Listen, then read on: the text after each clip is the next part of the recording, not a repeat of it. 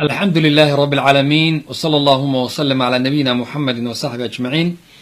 إخواني waxaan rabaa inaan idhaahdo 3 saacadood yeynan ina dhaafin insha Allah ta'ala qofkii awoodo 3 ducana yeyna ku dhaafin sujuud inaad ku ducaysato 3 saacadood intaan Ramadaanka ku jirno bay qayb aad muhiim u sii tahay waxa weeye cinda al-iftaar markaad afurayso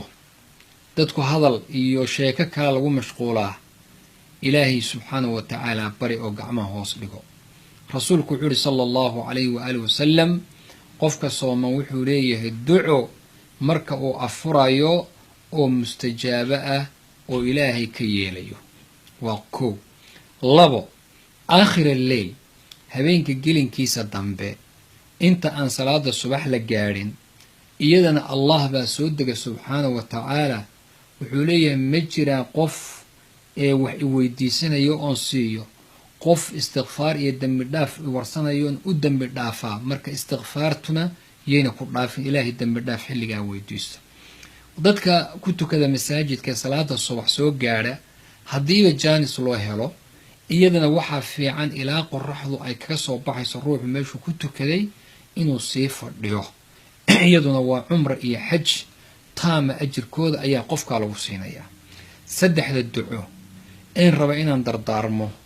الشيخ ابن باز رحمه الله بان runti u baraarujiyo oo dardaarma 3 adciya 3 duco halmaamina buu yiraahdaa inaad sujuuda ilaahay ku baridaan midda koobaad waxa weey ilaahay inaad weydiisato xusnul khaatima allahumma inni as'aluka husnal khaatima allahumma inni as'aluka husnal khaatima wa ko ducada labaadna inaad ilaahay weydiisato allahumma arzuqni tawbatan nasuhan qabla al-maut allahumma arzuqni tawbatan nasuhan qabla al-maut taasna waa mid labaad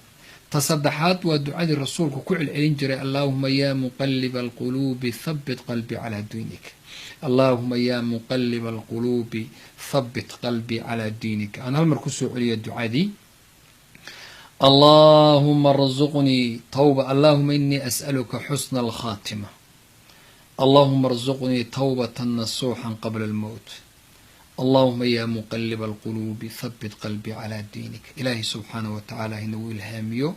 أو الله إنها ليشيو أو الله إنه كرسيو إن إلهي كوي ديسن السجود أو وقتك إلهي سبحانه وتعالى وبضا أو قفك لغا أجيبها دعاء أكجرو وجزاكم الله خير بارك الله فيكم السلام عليكم ورحمة الله وبركاته.